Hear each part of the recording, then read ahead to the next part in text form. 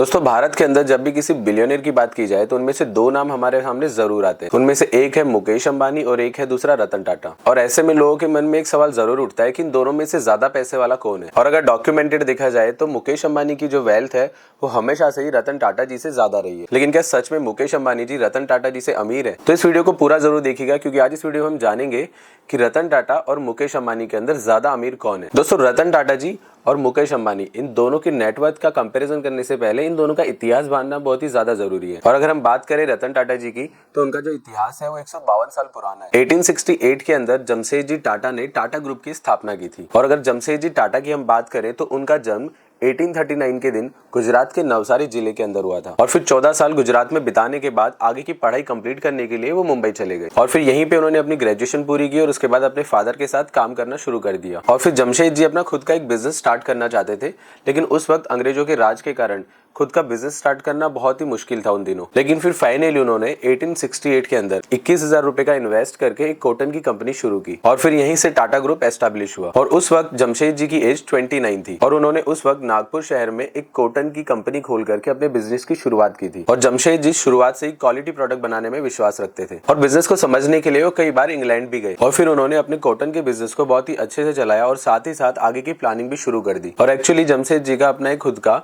Steel company खोलना, hydro electric power बनाना और भारत में एजुकेशन इंस्टीट्यूट खोलना था। और उन्होंने अपने ड्रीम्स पूरा करने का काम शुरू कर दिया था। लेकिन दोस्तों अफसोस की बात ये थी कि इन तीनों सपनों के अंदर से अपने पूरे जीवन काल में वो अपना एक भी सपना पूरा नहीं कर पाए। और एक बार जमशेद जी को इंडियन होने की वजह से एक 5 स्टार होटल के अंदर जाने से रोक दिया गया था। और फिर उन्होंने उसी वक्त ये सोच लिया था कि वो एक ऐसा होटल बनाएंगे जो बहुत ही लग्जरी और बहुत ही अच्छा होगा और उसके अंदर सभी भारतीयों को जाने की परमिशन होगी। और उन्होंने तभी मुंबई के मशहूर ताज होटल को बनवाया था, क्योंकि जमशेद जी जो थे वो खुद से ज्यादा भारत और भारत के लोगों के बारे में ज्यादा सोचते थे। और यही सीख उन्होंने अपने बेटे दोराबजी टाटा को भी दी थी। और फिर साल 1904 में जमशेद जी की डेथ के बाद जब बिजनेस की जिम्मेदारी दोराब जी पे आई तो उन्होंने अपने फादर के ड्रीम्स भी पूरे किए और फिर बिजनेस को और भी सक्सेस दिलवाई। और दोराब जी ने अपने फादर का सपना पूरा करते हुए एक गाँव में एक स्टील प्लांट लगाया। और फिर साल 1938 में दोराब जी के बाद टाटा सन्स की जो भागदौड़ है वो जे.आर.डी. टाटा के हाथ में आई। जे.आर.डी. टाटा एक बहुत ही अच्छे बिजनेसमैन थे और वो बहुत ही तेजी से और बहुत ही अच्छे से नए नए बिजनेसेस शुरू करते थे। और जिस वक्त जे.आर.डी. टाटा टाटा कंपनी के चेयरमैन बने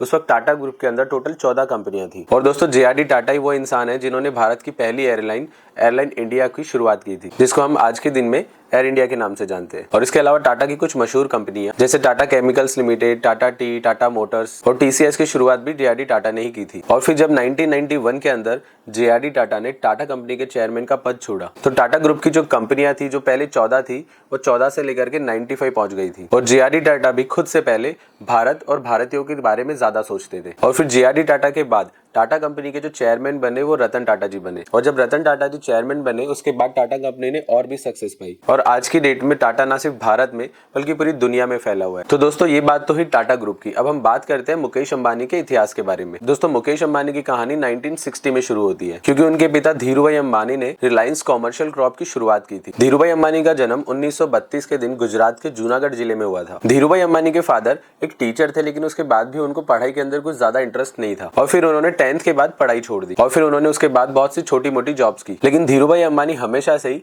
जॉब ना करके अपने खुद का एक बिजनेस शुरू करना चाहते थे। और अपने इसी सपने को पूरा करने के लिए उन्होंने 1960 में रिलायंस कंपनी की शुरुआत की। और उस वक्त ये कंपनी मेनली भारतीय मसालों का व्यापार करती थी। और फिर इसके बाद 1966 के अंदर धीरूभाई अंबानी ने कपड़ों का व्यापार किया। और फिर उसके बाद उन्होंने Reliance textile engineer private limited की शुरुआत। और फिर 1973 के अंदर इस कंपनी का नाम बदलकर रिलायंस इंडस्ट्रीज लिमिटेड कर दिया गया। धीरूभाई अंबानी ज्यादा पढ़े लिखे नहीं थे, लेकिन उनके अंदर बिजनेस करने का कमाल का हुनर था। और इसी वजह से उस जमाने में भी रिलायंस के पास जरूरत से ज्यादा इन्वेस्टर्स मौजूद थे। और फिर धीरे धीरे धीरूभाई अंबानी ने बहुत से बिजनेस के अंदर अपना हाथ डाला और जो भी बिजनेस वो करते थे वो पूरा सक्सेसफुल हो जाता था। और फिर साल 2002 के अंदर धीरूभाई अंबानी की डेथ हो जाने के बाद उनका जो पूरा बिजनेस था वो उनके दोनों बेटों अनिल अंबानी और मुकेश अंबानी के अंदर आधा आधा बांट दिया गया। लेकिन फिर उसके बाद धीरे धीरे अनिल अंबानी को बहुत से बिजनेस के अंदर लॉस होने लगा और वो धीरे धीरे बैंकक्रप्ट हो गए। और अनिल अंबानी ने कुछ समय पहले एक स्टेटमेंट भी दिया था कि बैंकक्रप्ट होने की वजह से, बिजनेस में लॉस होने की वजह से उनकी जो नेटवर्थ है वो जीरो हो गई है। और वहीं दूसरी तरफ अगर हम बात करें मुकेश अंबानी की, तो मुकेश अंबानी ने अपने मिले फादर से बिजनेस को बहुत ही अच्छे से सक्सेसफुल बनाया और उसकी वजह से आज उनकी गिनती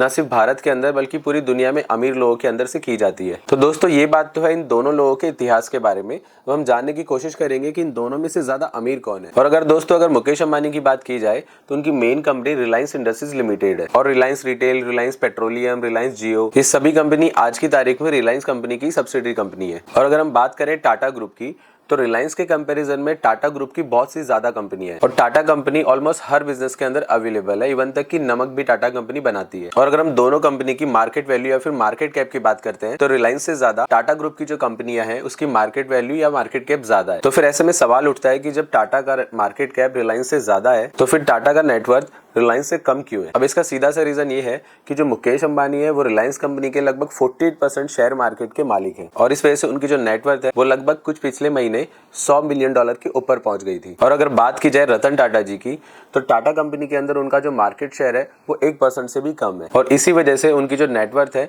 वो मुकेश अंबानी के सामने बहुत ही कम है। और अगर आप ये सोच रहे हैं कि रतन टाटा जी अगर सिर्फ 1% शेयर के मालिक है तो बाकी शेयर होल्डर्स या फिर उनके मालिक कौन है, तो दोस्तों आपको बता दें कि टाटा की लगभग 66% शेयर होल्डिंग उनके द्वारा बनाई गई चैरिटेबल ट्रस्ट के पास है, जिसमें sir Ratan Tata trust, sir Dorabji trust और टाटा एजुकेशन ट्रस्ट ऐसी बहुत सी संस्थाओं के नाम शामिल है। और ये सब संस्थाएं भारत के अंदर अलग अलग डिपार्टमेंट में लोगों की मदद करने का काम करती है। और ये 66% जो शेयर है इन संस्थाओं की जगह पे अगर रतन टाटा जी के नाम पर होते तो आज के दिन में वो पूरे एशिया के सबसे अमीर इंसान कहलाते। तो इन चीजों से हमें साफ साफ पता चलता है कि भले ही मुकेश अंबानी जी आज के दिन में ऑन पेपर सबसे अमीर इंसान है एशिया के अंदर, लेकिन अगर देखा जाए तो रतन टाटा जी सबसे रिचेस्ट पर्सन है इंडिया में। बाकी इन दोनों लोगों के बारे में आपकी क्या राय है हमें कमेंट करके जरूर बताएं।